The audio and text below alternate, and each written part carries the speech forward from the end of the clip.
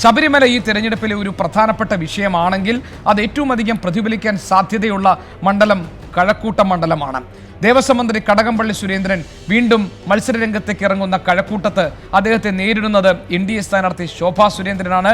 ഇടതുമുന്നണിയിൽ നിന്ന് UDF നിന്ന് doctor SS ലാലാണ്. കടകംപള്ളി സുരേന്ദ്രൻ, ഡോക്ടർ SS ലാൽ, ശോഭാ സുരേന്ദ്രൻ ഇവർ മൂന്നുപേരുമാണ് കഴക്കൂട്ടത്തെ മത്സര ചിത്രത്തെ പൂർണ്ണമാക്കുന്നത്.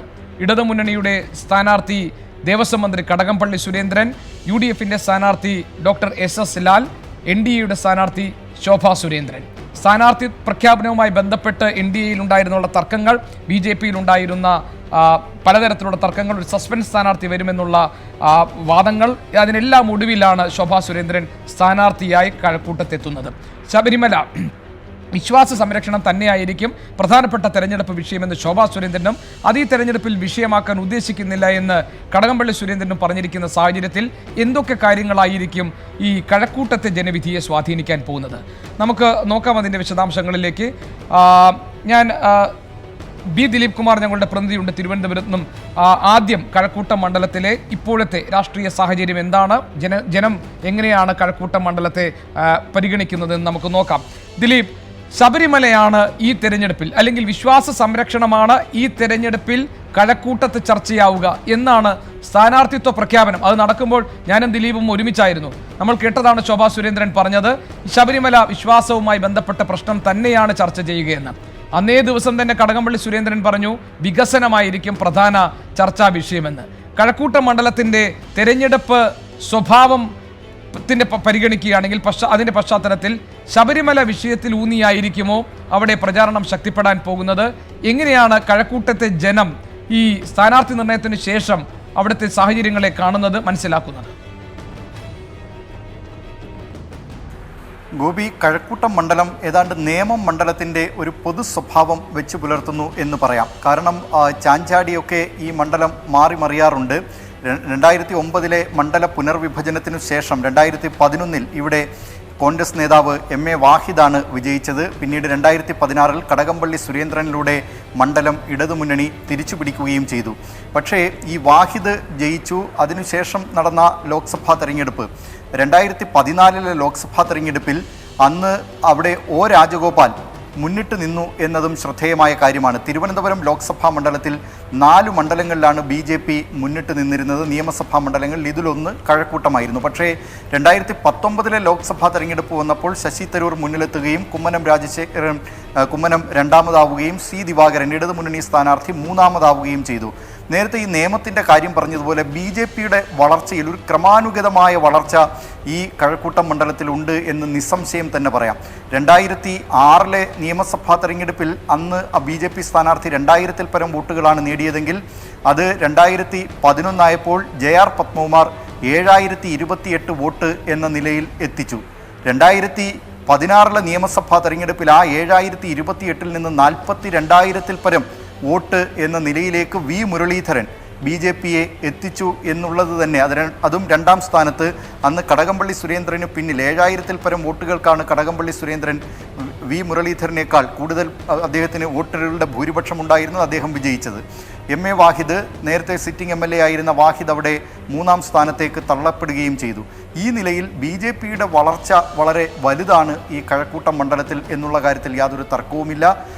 വോട്ട് കുറയുന്നത് ആർക്കൊക്കെ, അത് ഈ ലോക്സഭാ തെരഞ്ഞെടുപ്പിൽ ഇടതുമുന്നണിക്ക് വോട്ടുകൾ കുറയുകയും UDFന്റെ വോട്ടുകൾ കൂടുകയും ചെയ്തിട്ടുണ്ട്. തദ്ദേശഭരണ തെരഞ്ഞെടുപ്പിലെ കാര്യമെത്തുമ്പോൾ അവിടെ ഇടതുമുന്നണിക്ക് 22 വാർഡുകളുള്ളതിൽ 14 ഡിവിഷനുകൾ ഇടതുമുന്നണിയാണ് ജയിച്ചത്. 5ഇടത്ത് മാത്രമേ BJPക്ക് ജയിക്കാൻ കഴിഞ്ഞുള്ളൂ. 3ഇടത്ത് UDFും വിജയിച്ചിരുന്നു. ഈ നിലയിൽ 12,000 പരം വോട്ടുകളുടെ ഭൂരിപക്ഷം തദ്ദേശഭരണ തെരഞ്ഞെടുപ്പിൽ ഇടതുമുന്നണിയെ സംബന്ധിച്ചുണ്ട്. പക്ഷേ ഇപ്പോൾ ശക്തമായ ത്രികോണ മത്സരമാണ് മണ്ഡലത്തിൽ നടക്കുന്നത്. ശബരിമല തന്നെയാണ് ഇപ്പോൾ ഒരു പ്രധാനപ്പെട്ട വിഷയം എന്ന നിലയിൽ. ദിലീപ്, ഞാൻ ഇടപെടുകയാണ്. നമുക്കൊപ്പം അതിഥികൾ തുടരുന്നുണ്ട്, അവരിലേക്കൊന്ന് പോകേണ്ടതുണ്ട്.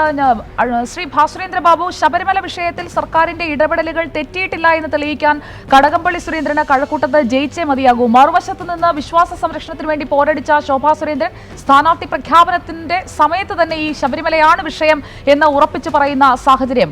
അതായത് LDF-ഉം BJP-യും തമ്മിലുള്ള നേർക്കുനേർ പോരാട്ടം, അതിനിടയിൽ ഡോക്ടർ SS ലാലുമുണ്ട്. പക്ഷേ ഈ ഇരു മുന്നണികളും ഉയർത്തുന്ന വാദങ്ങളുടെ ചുവട് പിടിച്ച പ്രചാരണത്തിന്റെ പിന്നാലെ പോകേണ്ട ഒരു സാഹചര്യത്തിലേക്ക് SS ലാൽ മാറുകയാണോ? കഴക്കൂട്ടത്തെ സാഹചര്യം വിലയിരുത്തുമ്പോൾ എന്താണ് താങ്കൾക്ക് തോന്നുന്ന സാധ്യത ഈ ഘട്ടത്തിൽ? കഴക്കൂട്ടത്തിൽ മത്സരരംഗത്തുള്ളത് LDF-ഉം BJP-യും തന്നെയാണ്. ഡോക്ടർ ലാലിൻ്റെ സാന്നിധ്യമൊന്നും ഗൗരവതരമായ മാറ്റം അക്കാര്യത്തിൽ ഉണ്ടാക്കും എന്ന് പ്രതീക്ഷിക്കാൻ ഇപ്പോൾ നമുക്ക് കഴിയില്ല. അപ്പോൾ ഈ രണ്ട് കാര്യങ്ങളിൽ ആര് ജയിക്കും അല്ലെങ്കിൽ ആർക്ക് കൂടുതൽ സ്വാധീനം ചെലുത്താൻ കഴിയും എന്നുള്ള കാര്യമൊക്കെ തെരഞ്ഞെടുപ്പിൻ്റെ വരും ഘട്ടങ്ങളിലേ കാണാൻ കഴിയുള്ളൂ. എങ്കിലും വളരെ അത്ഭുതകരമായ ഒരു മുന്നേറ്റം കഴിഞ്ഞ തവണ മുരളീധരൻ്റെ ആഭിമുഖ്യം, ശ്രീ V മുരളീധരൻ്റെ ആഭിമുഖ്യത്തിൽ, അദ്ദേഹം കേന്ദ്രമന്ത്രിയാണിപ്പോൾ, അദ്ദേഹത്തിൻ്റെ ആഭിമുഖ്യത്തിൽ NDAക്ക് ഉണ്ടാക്കാൻ കഴിഞ്ഞിട്ടുണ്ട്. അത്ഭുതകരമായിരുന്നു ആ വളർച്ച. അങ്ങനെ ഒരു വളർച്ച വരണമെങ്കിൽ ഏതോ ഒരു പ്രത്യേക വിഭാഗം ഗൗരവതരമായി തന്നെ അദ്ദേഹത്തെ പിന്തുണച്ചിരിക്കുന്നു. 7000-ൽ നിന്ന് 40,000 വോട്ടിലേക്ക് വലിയൊരു മാറ്റമായിരുന്നു അന്നുണ്ടായത്. നാം മനസ്സിലാക്കേണ്ട ഒരു കാര്യം, അവിടെ മത്സരിക്കുന്ന സ്ഥാനാർത്ഥികളൊക്കെ ഒരു പ്രത്യേക സമുദായത്തെ തന്നെയാണ് പ്രതിനിധീകരിക്കുന്നത്. അതുകൊണ്ട് ആ സമുദായം വളരെ പ്രബലമായിരിക്കുന്നതും നിർണായകമായിരിക്കുന്നതുമാണ്.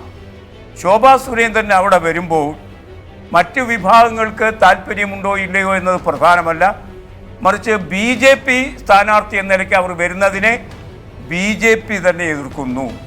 ഇപ്പോൾ BJP സംസ്ഥാന രംഗത്ത് ആധിപത്യം പുലർത്തുന്ന മുരളീധരൻ്റെയും സുരേന്ദ്രൻ്റെയും വിഭാഗത്തിൻ്റെ സ്ഥാനാർത്ഥിയല്ല ശോഭാ സുരേന്ദ്രൻ.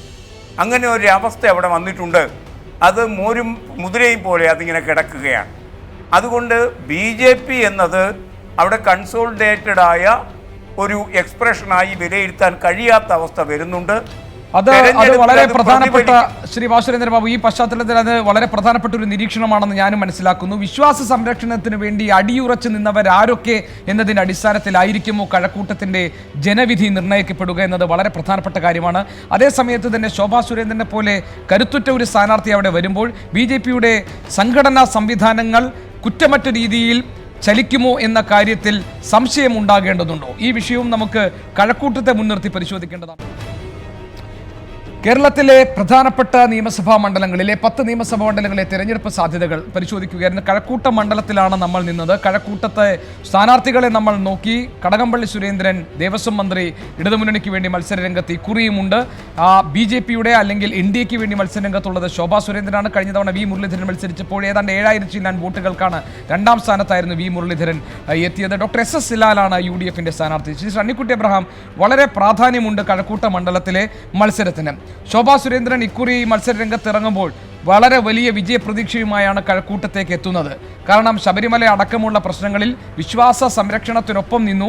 അത് വോട്ടാക്കി മാറ്റാമെന്നും അത് കടകംപള്ളി സുരേന്ദ്രനെതിരെ ആവുമ്പോൾ കുറെ കൂടി അനുകൂലമായ ഒരു സാഹചര്യം ഉണ്ടാകും എന്ന കണക്കുകൂട്ടൽ അവർക്കുണ്ട്. പക്ഷെ അതേ സമയം തന്നെ ശ്രീ ഭാസുരേന്ദ്ര ബാബു ഇവിടെ നിരീക്ഷിച്ചതുപോലെ BJP എന്ന സംഘടനയുടെ സംവിധാനം കുറ്റമറ്റ രീതിയിൽ ശോഭയുടെ വിജയം ഉറപ്പാക്കാൻ കഴക്കൂട്ടത്ത് പ്രവർത്തിക്കുമോ എന്ന സംശയം നിലവിലെ സാഹചര്യത്തിൽ ഉണ്ടെന്ന് അദ്ദേഹം നിരീക്ഷിച്ചു.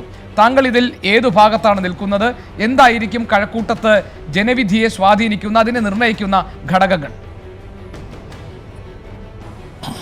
ഗോപീഷ്ണിയെ കഴക്കൂട്ടം കണക്കുകളിൽ പലപ്പോഴും വലിയ വലിയ കൗതുകങ്ങളുണ്ട്. അതായത് ഈ വാഹിദിൻ്റെ ചരിത്രം നോക്കിയാൽ അദ്ദേഹം UDF-ന്റെ ഔദ്യോഗിക സ്ഥാനാർത്ഥിക്കെതിരെ വിമതനായി മത്സരിച്ച് ജയിക്കുകയും നിയമസഭയിൽ കോൺഗ്രസിൻ്റെ അസോസിയേറ്റ് അംഗമായി മാറുകയും അതിനുശേഷം വീണ്ടും കോൺഗ്രസിലേക്ക് തിരിച്ചു വന്നു. അദ്ദേഹം പിന്നെ ഇവിടുത്തെ പ്രതിപക്ഷ നേതാവായിരുന്നു നമ്മുടെ കോർപ്പറേഷനിൽ, അത് ഞാൻ മറക്കുന്നില്ല. വീണ്ടും കോൺഗ്രസിലേക്ക് വന്ന് കോൺഗ്രസിൻ്റെ സ്ഥാനാർത്ഥിയായിട്ട് ജയിക്കുകയും കഴിഞ്ഞ തെരഞ്ഞെടുപ്പിൽ അദ്ദേഹം 3ാം സ്ഥാനത്തേക്ക് പോവുകയും ചെയ്ത ഒരു കാര്യമാണ്.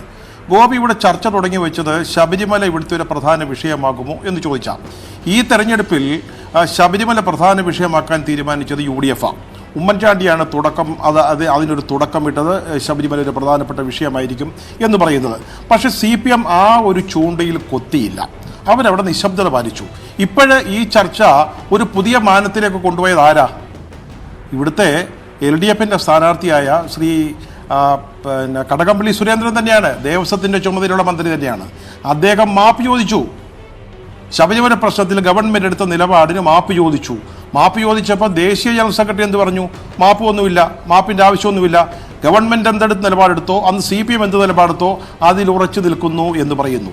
അപ്പോൾ മുഖ്യമന്ത്രിക്ക് പറയേണ്ടി വന്നു, പിന്നെ കോടതിയിലെ വിധി വരട്ടെ, വിധി വരുമ്പോൾ ഞങ്ങൾ എല്ലാവരോടും സംസാരിക്കാം. ഇവിടെ UDF എന്താണ് പറയുന്നത്? UDF പറയുന്നത് ഇതിലൊരു നിയമനിർമ്മാണം വേണം. കഴിഞ്ഞ അസംബ്ലിയിൽ ഇവിടുത്തെ കോൺഗ്രസിൻ്റെ ഒരു അംഗം ഒരു പ്രൈവറ്റ് മെമ്പേഴ്സ് ബിൽ കൊണ്ടുവന്നു. എന്തിന്? ഈ ശബരിമലയുമായി ബന്ധപ്പെട്ട് സ്ത്രീ പ്രവേശനം ഉറപ്പുവരുത്തുന്നതിന് വേണ്ടി ഒരു ബിൽ കൊണ്ടുവന്നപ്പോൾ അന്നത്തെ സ്പീക്കർ CPMൻ്റെ ശ്രീരാമകൃഷ്ണന് അനുമതി കൊടുത്തില്ല. അതുപോലെ NK പ്രേമചന്ദ്രൻ അതുപോലൊരു ബില്ല് ലോക്സഭയിൽ കൊണ്ടുവന്നപ്പോൾ അന്ന് BJPയുടെ സ്പീക്കർ അതിനും അനുമതി കൊടുത്തില്ല. ഇപ്പോൾ സുപ്രീം കോടതി വിധി വരട്ടെ എന്ന് പറയുന്നു.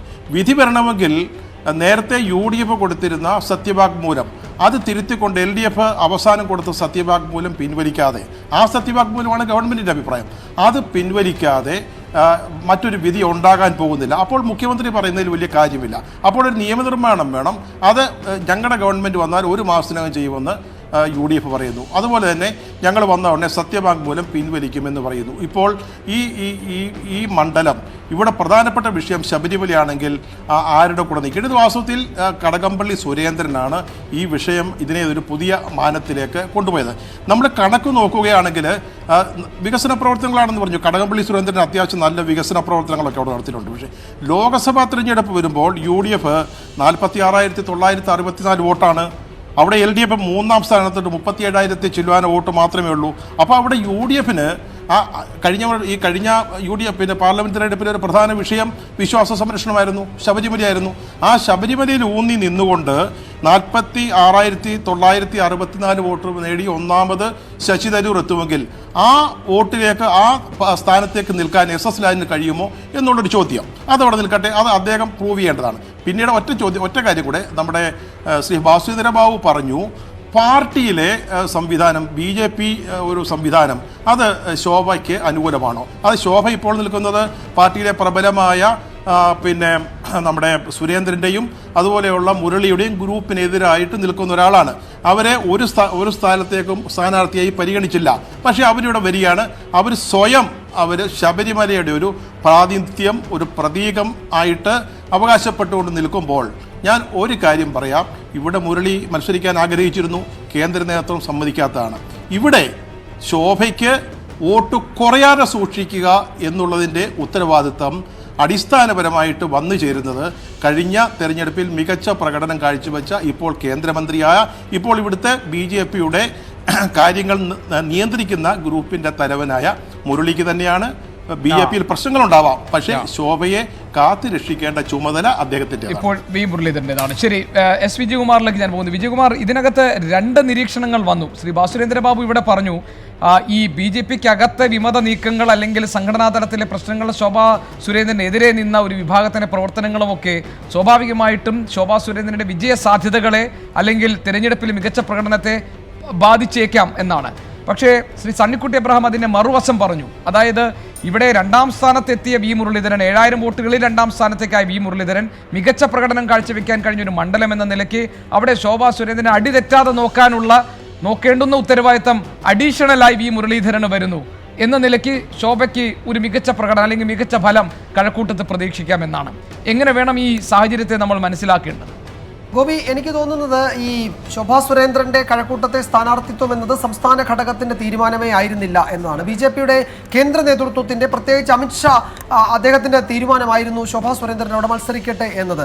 അതുകൊണ്ട് സ്വാഭാവികമായും അവരവിടെ മത്സരിക്കുമ്പോൾ ജയിക്കുവോ തോക്കുവോ എന്നതിനപ്പുറത്തേക്ക് കഴിഞ്ഞ തവണ 2016 നേടിയ വോട്ടിനേക്കാൾ കുറവാണ് ലഭിക്കുന്നതെങ്കിൽ ഈ പടവെട്ടി വാങ്ങിയ ഒരു സീറ്റാണ് ശോഭാ സുരേന്ദ്രൻ. അത്തരമൊരു സാഹചര്യത്തിൽ അവരുടെ വോട്ട് അവിടെ കുറഞ്ഞാൽ അതിന് സംസ്ഥാന ഘടകം മറുപടി പറയേണ്ടി വരും. മറ്റേത് മണ്ഡലങ്ങളിലും ആ പ്രതിസന്ധി BJPയുടെ സംസ്ഥാന ഘടകത്തിൽ, പ്രത്യേകിച്ച് V മുരളീധരൻ കേന്ദ്രമന്ത്രിക്കും സംസ്ഥാന അധ്യക്ഷൻ K സുരേന്ദ്രനുമില്ല.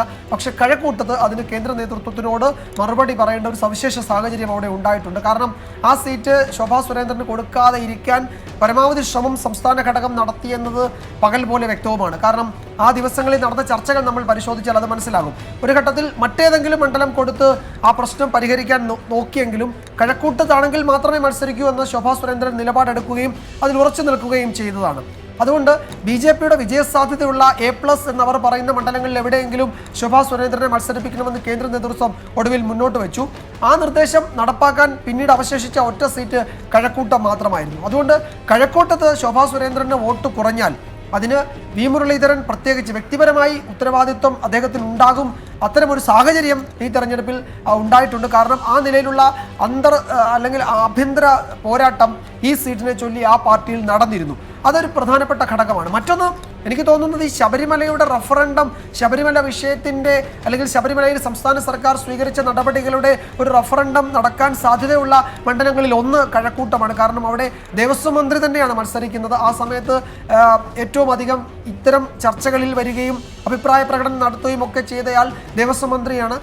അതുകൊണ്ട് സ്വാഭാവികമായും അത് കുറെ കൂടി അവിടെ ചർച്ചയാകാനും സാധ്യതയുണ്ട്. അതുകൊണ്ട് അതിൻ്റെ ഒരു റഫറൻഡം എന്ന് വേണമെങ്കിൽ നമുക്ക് മാധ്യമങ്ങൾക്ക് ഒരു വിലയിരുത്തൽ നടത്താവുന്ന ഒരു മണ്ഡലം കൂടി കഴക്കൂട്ടമാകുന്നുണ്ട് എന്നാണ് ഗോപി എനിക്ക് തോന്നുന്നത്. ശരി, ഏതായാലും കഴക്കൂട്ടത്തും ശക്തമായ പോരാട്ടം നടക്കാൻ പോകുന്നു. അപ്രവചനീയമായ ഒരു സാഹചര്യത്തിലേക്ക് കഴക്കൂട്ടം മാറുന്നുണ്ട് എന്നാണ് എനിക്ക് തോന്നുന്നത്.